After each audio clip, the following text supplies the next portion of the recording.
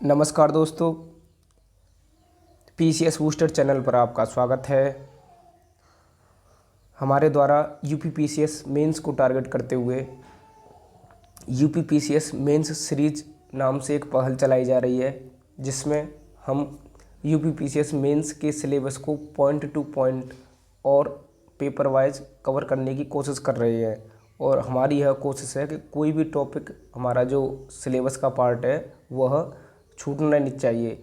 और इस पहल के द्वारा ना सिर्फ हम प्रीवियस ईयर क्वेश्चंस को देख रहे हैं, चाहे वो यूपीएससी ने पूछे हो या यूपी पीसीएस ने पूछे हो, क्योंकि यूपीएससी और यूपी पीसीएस दोनों का जो सिलेबस है वो बिल्कुल लगभग सेम सा ही है। एक दो पॉइंट को अगर हम छोड़ दें तो इसमें हम उन क्वेश्चंस को कवर करते हैं और फिर अपने शॉर्ट नोट्स के थ्रू उन टॉपिक को कवर करने की कोशिश करते हैं।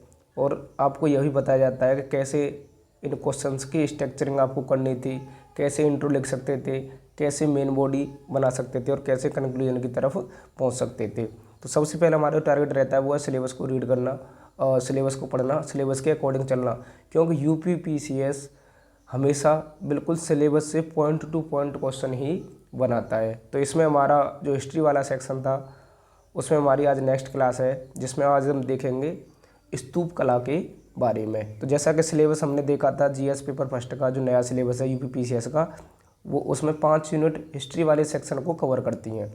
जैसे पहली यूनिट है भारतीय संस्कृति के इतिहास में प्राचीन काल से आधुनिक काल तक के कला, रूप, साहित्य एवं वास्तुकला के महत्वपूर्ण पहलू शामिल होंगे। और सबसे इम्पोर्टेंट बात जो होती है यूपी पीसीएस मेंस के लिए या किसी भी मेंस के लिए, चाहे यूपीएससी हो, आपको सिलेबस बिल्कुल कंठस्थ होना चाहिए। और हर सिलेबस के पॉइंट के आपके पास 30 या 40 शब्दों में नोट्स होने चाहिए, यानी उनके कारण जो भी कुछ पूछे जाते हैं उन सब चीज़ों के बारे में आपके पास नॉलेज होनी चाहिए, यानी सिलेबस का हर पॉइंट आपके पास कवर होना चाहिए। तो पहली जो यूनिट है इसमें यह भारतीय संस्कृति के इतिहास में प्राचीन काल से आधुनिक काल तक के कला, रूप, साहित्य एवं वास्तुकला के महत्वपूर्ण पहलू शामिल होंगे।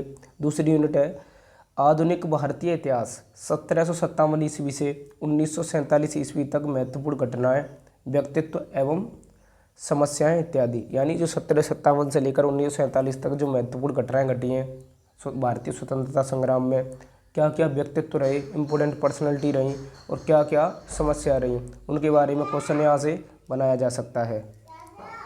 हाँ, और तीसरी जो यूनिट है वो है स्वतंत्रता संग्राम। और जो स्वतंत्रता संग्राम है बिल्कुल मतलब दूसरी और तीसरी यूनिट एक ही चीज़ को कवर करने की कोशिश कर रही है।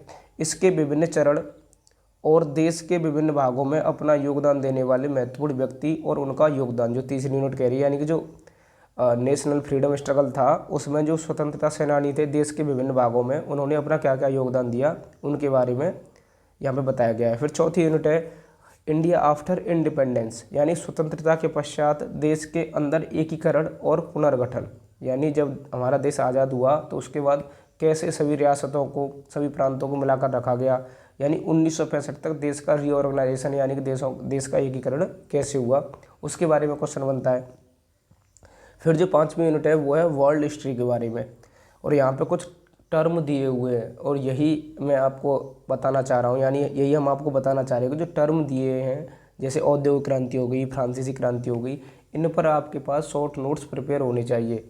और यहाँ से एक क्वेश्चन जरूर बनाता है इन्हीं टर्म पे, फ्रांसीसी क्रांति क्या है, या औद्योगिक क्रांति क्या थी, या उपनिवेशवाद और जो पूंजीवाद था उससे रिलेटेड कोई क्वेश्चन बना देगा। जैसे 5वीं यूनिट में क्या दे रखा है, विश्व के इतिहास में 18वीं सदी से 20वीं सदी के मध्य, यानी 18वीं सदी से 20वीं सदी के मध्य तक की घटनाएं, जैसे फ्रांसीसी क्रांति 1789, औद्योगिक क्रांति, यानी फ्रांसीसी क्रांति हुई थी 1789 की, फिर औद्योगिक क्रांति हुई थी इंग्लैंड में, औद्योगिक क्रांति, विश्व युद्ध, राष्ट्रीय सीमाओं का पुनः सीमांकन, उपनिवेशवाद की समाप्ति, राजनीतिक दर्शन शास्त्र जैसे साम्यवाद, पूंजीवाद, समाजवाद, नाजीवाद, फासीवाद इत्यादि के रूप में, और समाज पर उनके प्रभाव इत्यादि शामिल होंगे। यानी कि जो टॉपिक्स हैं, जो राजनीतिक विचारधाराएं हैं, जैसे साम्यवाद, पूंजीवाद, समाजवाद, नाजीवाद, फासीवाद,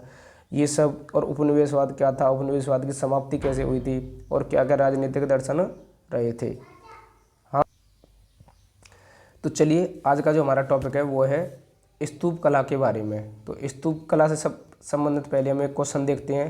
पीसीएस ने तो अब तक कोई इस पर कोई क्वेश्चन नहीं पूछा है, लेकिन यूपीएससी ने एक क्वेश्चन जरूर पूछा है। जैसे यूपीएससी ने 2016 में एक क्वेश्चन पूछा था, प्रारंभिक बौद्ध स्तूप कला लोक वर्ड विषयों एवं कथानकों को चित्रित करते हुए बौद्ध आदर्शों की सफलता पूर्वक व्याख्या करती है। यानी क्या है, दोबारा पढ़ते हैं।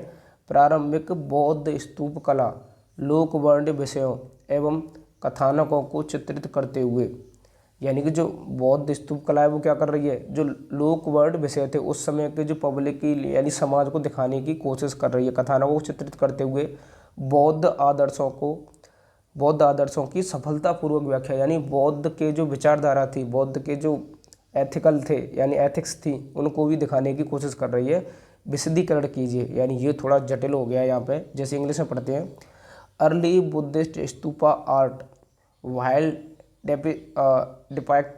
डेपिसिटिंग folk motifs and narrative successfully, यानी कि उनके मोटिव्स क्या थे लोक समाज के, और उनके नैरेटिव्स क्या थे, एक्सपाउंड्स बुद्धिस्ट आइडियल्स इलूसिडेट, यानी व्याख्या कीजिए, ये पूछना चाह रहा है वो शब्द जो विशदीकरण, वो व्याख्या कीजिए, इलूसिडेट या मतलब विवेचना कीजिए, ऐसा कुछ हो सकता है यहाँ पे।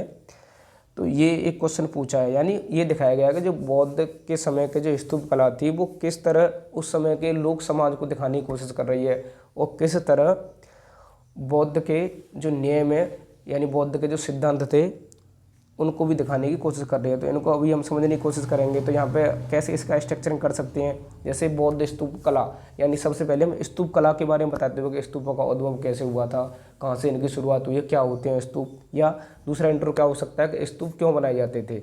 तो ऐसे भी हम इनको दिखा सकते हैं। और फिर हम मेन बॉडी में 2 पार्ट करेंगे इसके, क्योंकि 2 शब्द का क्वेश्चन है, तो 15-20 से लेकर 25 वर्ड में हमारा इंट्रो हो जाएगा। फिर हमारी जो मेन बॉडी होगी वो 2 पार्ट में होगी, 60 शब्द के, यानी लोक जीवन को कैसे दिखा रही है। और दूसरा जो पार्ट होगा वो होगा कि बुद्ध के जो सिद्धांत हैं उनको कैसे प्रतिबिंबित ये स्तूप कला कर रही है। तो चलिए शुरू करते हैं। तो ऐसे कुछ क्वेश्चंस के थ्रू हमने इस टॉपिक को समझने की कोशिश की है। जैसे स्तूपों के उद्भव एवं विकास पर चर्चा करें, यूपीपीसीएस पूछेगा तो ऐसे ही पूछ लेगा, यानी स्तूप बिल्कुल सिंपल पूछता है वो, लेकिन यूपीएससी क्या करता है, थोड़ा अप्लाइड करके पूछता है, थोड़ा उस क्वेश्चन को डिटेल में जाके पूछेगा, लेकिन यूपीपीसीएस सीधा क्वेश्चन पूछ लेता है। स्तूपों के उद्भव एवं विकास पर चर्चा करें, यानी स्तूपों का उद्भव कैसे हुआ और उनका विकास उत्तर जो विकास हुआ वो कैसे हुआ उस पर चर्चा करें। तो यहाँ पे देखते हैं हम। तो सबसे पहले अगर हम देखें तो स्तूपों की जो उत्पत्ति है वो कहाँ से मानी जाती है, ऋग्वेद से। और स्तूप शब्द का जो मेंशन है वो कहाँ पे किया गया है, ऋग्वेद में किया गया है। और ऋग्वेद में एक शब्द आता है स्तूपा। स्तूपा मतलब ये होता है ढेर, या ढेर यानी जो मिट्टी का ढेर होता है। तो ऐसे करके वहाँ पे हम इसका इंट्रो कर सकते हैं कि ऋग्वेद की जो शुरुआत है, जो स्तूप कला के निर्माण की जो शुरुआत है, स्तूप शब्द का जो सबसे सर्वप्रथम हमें उल्लेख कहाँ से मिलता है, ऋग्वेद से मिलता है। और वहाँ पर एक स्तूप शब्द का मतलब मिट्टी का थूह या टीला के बारे में वहाँ पर मेंशन किया गया है, तो वहीं से इसकी शुरुआत मानी जाती है। वैसे इसका क्या मतलब होता है, ये समाधि के प्रतीक होते हैं, किसी की समाधियाँ होती हैं। स्तूप क्या होते हैं, किसी की समाधियाँ होती हैं, जैसे कोई महापुरुष है, जैसे गौतम बुद्ध थे, या उनके कोई अवशेष थे, उनके लिए स्तूप बनाए जा सकते थे, या उनके कोई ऐसे जो शिष्य थे वो इतने महान थे, उनसे रिलेटेड कोई स्तूप बनाए जा सकते। तो यानी क्या है उनकी समाधियों के प्रतीक है, या तो महापुरुष का शारीरिक अवशेष हो सकता है या उनसे संबंधित कोई और अवशेष हो सकता है, जैसे कोई संत है, कोई आचार्य हैं, कोई उनके शारीरिक अवशेष आदि के लिए भी स्तूप बनाए जा सकते हैं। तो ये हमने स्तूप का इंट्रो देख लिया कि इनकी शुरुआत कहाँ से हुई थी और स्तूप क्या होता है और क्यों बनाया जाता है। तो फिर हमने एक चित्र के द्वारा इसको बताने की भी कोशिश की है कि स्तूप है, अगर हम उसको डायग्राम ड्रॉ करेंगे तो उसमें जो बीच वाला पार्ट होता है उसे कहते हैं अंड, यानी जो ये वाला पार्ट है इसे कहेंगे अंड, और ये होता है शक्ति का प्रतीक। जो ऊपर होती है वो होती है हर्मिका, यानी हर्मिका पवित्रता का प्रतीक मानी जाती है। और फिर यहाँ पे अगर वो देखेंगे भी आगे, हम यहाँ पे आगे आते हैं तो तोरण द्वार होते हैं, उनमें जो लाइनिंग होती है, तो वो सब चीज़ें हम यहाँ पे अभी स्तूपों के बारे में देखेंगे तो और आगे से जानने की कोशिश करेंगे। तो ये होता है स्तूप का डायग्राम। अब देखते हैं हम हमारा उद्भव, तो हमने देख लिया उद्भव कैसे हुआ है और विकास यानी इनका विकास कैसे हुआ, स्तूप कला का जो विकास है वो कहाँ से हुआ है। तो जैसे सबसे पहले अगर हम इसको पार्ट में बांट कर देखें, क्योंकि 10-20 वर्ड भी लिखेंगे एक पार्ट पर तो हमारा क्वेश्चन कंप्लीट हो जाएगा। जैसे मौर्य पूर्व यानी प्री मौर्य, यानी मौर्यों के समय से पूर्व 8 स्थानों पर स्तूप देखने को मिलते हैं। और वो कैसे स्तूप थे, साधारण स्तूप माने जाते हैं। जैसा कि आपको पता भी होगा, जब गौतम बुद्ध की मृत्यु हुई थी तो उस समय उनके अवशेषों को 8 भागों में बांट दिया था। जो महाजनपद थे वो राजा लड़ रहे थे, तो उन सब के मतलब 8 जगह पर उनके स्तूप बनाए गए थे। तो 8 स्थानों पर मौर्य पूर्व, और कैसे स्तूप थे ये, साधारण स्तूप थे। फिर मौर्य काल यानी मौर्य के समय, जब अशोक का राज्य आ गया, यानी मौर्य काल में सबसे ज़्यादा स्थापत्य कला का जो निर्माण हुआ है वो किसके समय हुआ है, अशोक के समय हुआ है। तो अशोक, ऐसा माना जाता है अशोक ने लगभग 80,000, कुछ कहते हैं 80,000, कुछ कहते हैं 84,000 स्तूपों का निर्माण करवाया था।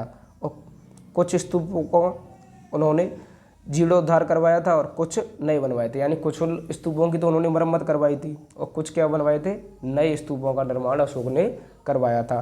तो जैसे जीर्णोद्धार करवाया था वो थे कनक मुनि स्तूप, जो कनक मुनि स्तूप है नेपाल वाला, उसका उन्होंने जीर्णोद्धार करवाया था। और नए सांची, भरोत स्तूप, यानी सांची और जो भरोत टाइप के जो स्तूप हैं उनका निर्माण भी पहली बार उन्होंने करवाया था। और फिर जो स्तूप कला देखने को मिलती है, स्तूप कला मौर्योत्तर काल में अगर हम देखें तो हम डिवाइड करने की कोशिश कर रहे हैं। देखो मैं फिर कह रहा हूँ, मेंस में आंसर राइटिंग में सबसे बड़ी चीज़ वो यही है, एक तो इंट्रो और मेन बॉडी। और मेन बॉडी में भी क्या है, आप हेडिंग दीजिए। जैसे सबसे पहले आपने हेडिंग दी यहाँ पे कि स्तूप का निर्माण, मतलब स्तूपों का विकास, तो ये हमारी हेडिंग होगी। अब आप सब हेडिंग दीजिए। सब हेडिंग क्या हो गई, मौर्य पूर्व। तुरंत एग्जामिनर का जो माइंड है वो पॉइंट करेगा कि भाई देखो यहाँ पे मौर्य पूर्व में ऐसा क्या है, इसको देखते हैं। फिर मौर्य काल, मौर्य काल में कैसे हुआ, और इससे हमें अपना आंसर स्ट्रक्चर करने में भी आसानी होगी। तुरंत हम उसे लिख भी सकते हैं कि हाँ भाई ये राजा रहे थे और ये इन्होंने किया होगा। फिर मतलब हमने जो नई सब हेडिंग है, जैसे अब हम क्या देख सकते हैं, मौर्य उत्तर काल, यानी मौर्य काल के बाद भी स्तूपों का निर्माण कैसे हुआ। तो हमने 3 पार्ट में इसे बांट लिया मेन बॉडी में कि विकास कैसे हुआ। विकास को हमने 3 जगह देखा, एक तो मौर्य पूर्व देखा, फिर हमने देखा मौर्य काल में जब अशोक का समय था, और मौर्यों के बाद के समय में कैसे निर्माण हुआ होगा। तो 2 चीज़ें हमने देख ली। अब देख रहे हैं मौर्योत्तर काल, यानी लेटर मौर्यन पीरियड में कैसे हुआ। तो आप जानते हैं कुषाण डायनेस्टी का एक राजा था कनिष्क, और कनिष्क एक प्रबल उत्साही बौद्ध माना जाता है, यानी कि बौद्ध धर्म के प्रति उसका गहरा लगाव था। तो उसने बहुत सारे स्तूपों का निर्माण करवाया था। तो जैसे पेशावर और पुष्कलावती, पेशावर और पुष्कलावती के जो स्तूप हैं वो कहाँ पर हैं, पाकिस्तान में देखने को मिलते हैं। नगरहार का स्तूप देखने को मिलता है अफगानिस्तान में, और कनिष्कपुर मिलता है इंडिया में। यानी कनिष्क ने जो स्तूप निर्माण करवाया था वो था पेशावर, पुष्कलावती पाकिस्तान में। इन एग्जाम्पल को आप नोट कर सकते हैं, ये बहुत ज़रूरी एग्जाम्पल है क्योंकि ये इंडिया के बाहर बनाए गए थे। किसके द्वारा बनवाए गए थे, कनिष्क के द्वारा बनवाए गए थे, क्योंकि कनिष्क का जो ज़्यादातर राज्य था वो कहाँ था, उत्तर पश्चिम भारत पर उसका अधिकार था। फिर अगर हम देखें तो मौर्य काल के बाद मतलब अशोक या मौर्य वंश के बाद वंश आता है शुंग वंश। शुंग वंश माना जाता है ब्राह्मण वंश के रूप में उसे माना जाता है। तो कुछ विद्वान कहते हैं कि जो पुष्यमित्र शुंग हुआ था उसने सभी स्तूपों को बौद्ध धर्म को नष्ट करने के लिए ख़त्म करवा दिया था, लेकिन ऐसा नहीं है, क्योंकि ज़्यादातर जो हिस्टोरियंस है वो ये मानते हैं कि उसने उन स्तूपों की क्या करवाई थी, मरम्मत करवाई थी, उन्हें अलंकृत करवाया था, उनकी और अच्छे से डेकोरेशन करवाई थी। तो जैसे सांची का स्तूप है, भरूच का स्तूप है, बोध गया का स्तूप है, इनकी मरम्मत करवाई किसने, शुंग डायनेस्टी के राजा पुष्यमित्र शुंग ने। फिर उनके आकार में भी वृद्धि करवाई उसने, और स्तूपों के चारों तरफ क्या लगवाई, रेलिंग लगवाई। तो ये दिखा सकते हैं हम। और अगर हम देखें दक्षिण भारत में इनका विकास देखें तो दक्षिण भारत में क्या है, इक्ष्वाकु एवं सातवाहन वंश के जो राजा थे कृष्णा घाटी में जो देखने को मिलते हैं, उनके द्वारा भी अमरावती और नागार्जुनी जो स्तूप हैं उनका निर्माण करवाया गया। तो दक्षिण भारत में भी आप दिखा सकते हैं, मैप ड्रॉ करके देखो, कृष्णा नदी घाटी पे जो इक्ष्वाकु और सातवाहन जो राजा थे उनके द्वारा अमरावती और नागार्जुनी स्तूपों का निर्माण करवाया गया था। तो फिर हमने एक डायग्राम के थ्रू ये दिखाने की कोशिश की कि स्तूपों का निर्माण कैसे हुआ है। तो सबसे पहले शुरुआत होती है मौर्य पूर्व युग में, फिर मौर्य युग में, और फिर उत्तर मौर्य यानी लेटर जो मौर्य पीरियड था उसमें इनका विकास। जैसे शुरुआत यहाँ से हुई, बहुत कम बने थे, फिर मौर्य युग में और थोड़ी ऊंचाइयां मिली और बनने लगे, और फिर उत्तर मौर्य वाले समय में ये अपने क्लाइमैक्स पे पहुंच गए, जिसमें आप शुंग वंश ले सकते हैं, कनिष्क का वंश मतलब कुषाण वंश का कनिष्क ले सकते हैं। तो ऐसे आप इसको दिखा सकते हैं कि इनका उत्तरोत्तर विकास हुआ है, यानी विकास होता गया है, यहाँ से शुरू हुआ और फिर इनका विकास आगे हुआ है। तो ये हमारी जो मेन बॉडी है, ये पार्ट हमारा कंप्लीट हो गया। तो आप इसको दिखा सकते हैं और इनको शॉर्ट नोट्स में, क्योंकि ये शॉर्ट नोट्स ही काम आएंगे और बार बार आप इनको रिवाइज करोगे, बार बार मेमोराइज करोगे, तभी ये चीज़ें याद रहेंगी। नहीं तो मेंस में आंसर लिखने में जब 3 घंटे के हम आंसर राइटिंग करते हैं तो हमें ये याद नहीं रहता है कि हम कर क्या रहे, बिल्कुल माइंड ब्लॉक सा हो जाता है और उस समय वही चीज़ें याद आती हैं जो बिल्कुल हमारी उंगलियों पर थी।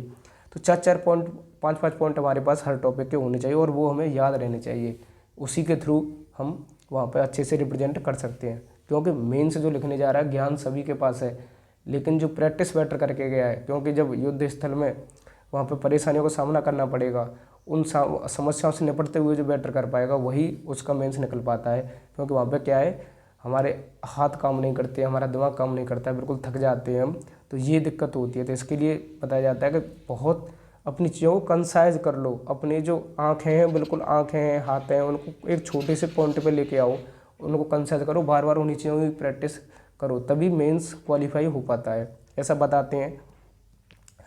आगे हमने कुछ स्तूपों की तुलना करने की कोशिश की है। जैसे हमने देखा है सांची एवं भरूच के स्तूप की तुलना कीजिए, सांची एवं भरूच के स्तूप की तुलना कीजिए। तो वैसे हमने स्तूप देख लिया और फिर हम इंट्रो में क्या कर सकते हैं, बता सकते हैं कि स्तूप ये होता है, ऋग्वेद से इसकी उत्पत्ति मानी जाती है, ये होता है किसी की समाधि का प्रतीक होता है।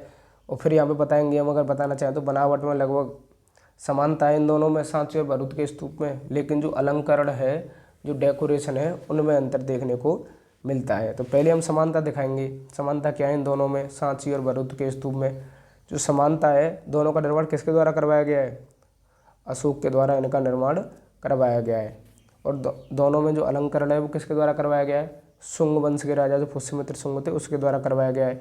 फिर दोनों किससे संबंधित हैं, बौद्ध धर्म की हीनयान शाखा से संबंधित हैं। और दोनों पर क्या दिखाया गया है, प्राकृतिक पेड़ दिखाए गए हैं, जानवर दिखाए गए हैं, और दोनों किसको दिखा रहे हैं, सार्वजनिक जीवन से संबंधित हैं। जैसे क्राफ्ट दिखा रहे हैं, एनिमल दिखा रहे हैं, फ्लावर दिखा रहे हैं, सांपों को दिखा रहे हैं, और लोगों के जो रहन सहन है, जैसे सांची के स्तूप पे आप देखोगे तो सांची के स्तूप पे लोगों के जो लोक जीवन है, नृत्य है, उनका रहन सहन है, उन चीज़ों को दिखाने की कोशिश की है। तो जो अभी यूपीएससी ने क्वेश्चन पूछा था, तो इनमें हम वहाँ पर दिखा सकते हैं क्या क्या दिखाया जा रहा था वहाँ पर। जैसे प्राकृतिक पेड़ दिखाए गए, जानवर दिखाए गए हैं, और बौद्ध धर्म की जातक कथाएं दिखाई गई हैं, जिनके द्वारा जो बौद्ध धर्म के सिद्धांत है उनको समझाने की कोशिश की गई है। और दोनों का निर्माण कैसे हुआ है, बलुआ पत्थर से इनका निर्माण हुआ है। तो समानता क्या होगी, दोनों का निर्माण अशोक ने करवाया, सांची और भरूच के स्तूप का अलंकरण किसने करवाया है, पुष्यमित्र शुंग ने करवाया। दोनों हीनयान से संबंधित है, दोनों क्या दिखा रहे हैं, लोक जीवन को दिखा रहे हैं, वहाँ की संस्कृति को दिखा रहे हैं, वहाँ की कला को दिखा रहे हैं, प्राकृतिक पेड़, जानवर, सांप, उन सब चीज़ों को दिखाने की कोशिश कर रहे हैं। असमानता क्या है, इनके दोनों में, सांची और भरूच के स्तूप में आकार में अंतर है, दोनों के आकार में अंतर है। जैसे सांची का जो स्तूप है वो अर्धवृत्ताकार है, और जो भरूच का स्तूप है घंटाकार है, और तोरण और वेद का उसमें देखने को मिलती है, यानी वहाँ पर जो अलंकरण है वो ज़्यादा बेटर तरीके से किया गया है जो भरूच का स्तूप है। फिर सजावट में अंतर देखने को मिलता है, दोनों की जो डेकोरेशन है उसमें अंतर देखने को मिलता है, और मूर्ति कला में ज़्यादा जो सांची का स्तूप है उसकी जो मूर्ति कला है वो ज़्यादा बेहतर मानी जाती है। ये जो मूर्ति कला है सांची के स्तूप की ज़्यादा बेहतर मानी जाती है। जैसे सांची ज़्यादा बेहतर स्तूप है, तो मूर्ति कला जैसे 3D आकृति में यहाँ पे चीज़ों को दिखाने की कोशिश की है। और जो उभार पक्ष है, जो उभार पक्ष है उसको ज़्यादा दिखाया गया, यानी जो मूर्तियाँ हैं या छेड़ियों की और उन सब लोगों की जो मूर्तियाँ, उनमें उभार पक्ष को बहुत प्रिसाइजली डेकोरेट करने की कोशिश की गई है। साज सज्जा में भी अंतर देखने को मिलता है, और वाद्य यंत्र दोनों में है, लेकिन सांची का जो स्तूप है उसमें बारीकियाँ ज़्यादा हैं। तो ऐसे हम इस क्वेश्चन को यहाँ पे कंक्लूड कर सकते हैं, और ये भी बता सकते हैं जातक कथाएं बौद्ध धर्म की बताई गई थी वहाँ पे। जैसे आप तोरण द्वार देखोगे स्तूप का, तो तोरण द्वार में ही बताया भी जाता है कि कैसे इन चीज़ों को वहाँ पे दिखाया गया था।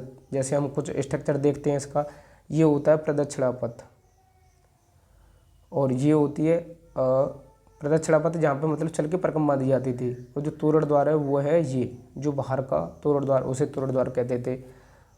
जो एम्बलम है, जैसे अशोक ने एम्बलम बनवा दिए थे। हर्मिका छत्र होता है ऊपर, जो शांति, हर्मिका होती है जो शांति का प्रतीक माना जाता है। तो ये पूर्वी तोरण है, पश्चिमी तोरण है। तो ऐसे करके हम इसको स्तूप को दिखा सकते हो। जो पत्थर की क्या लगी हुई है, रेलिंग लगी हुई है। हमने देखा था रेलिंग का निर्माण कौन करवा रहा था, शुंग वंश का जो राजा था। और फिर यहाँ पे जो तोरण है, दक्षिणी तोरण, और ऐसे इनको दिखाने की कोशिश की गई है। तो आप इनको ऐसे कंक्लूड कर सकते हो, और जो भी पॉइंट आपको मिले आप वहाँ पे इनको, मतलब अपने पॉइंट्स को यहाँ पे इंक्लूड कर सकते हैं। तो आशा करते हैं दोस्तों आज का जो हमारा स्तूप का जो टॉपिक है वो आपको अच्छे से समझ में आया होगा। अब मिलेंगे नेक्स्ट क्लास में नेक्स्ट टॉपिक के साथ।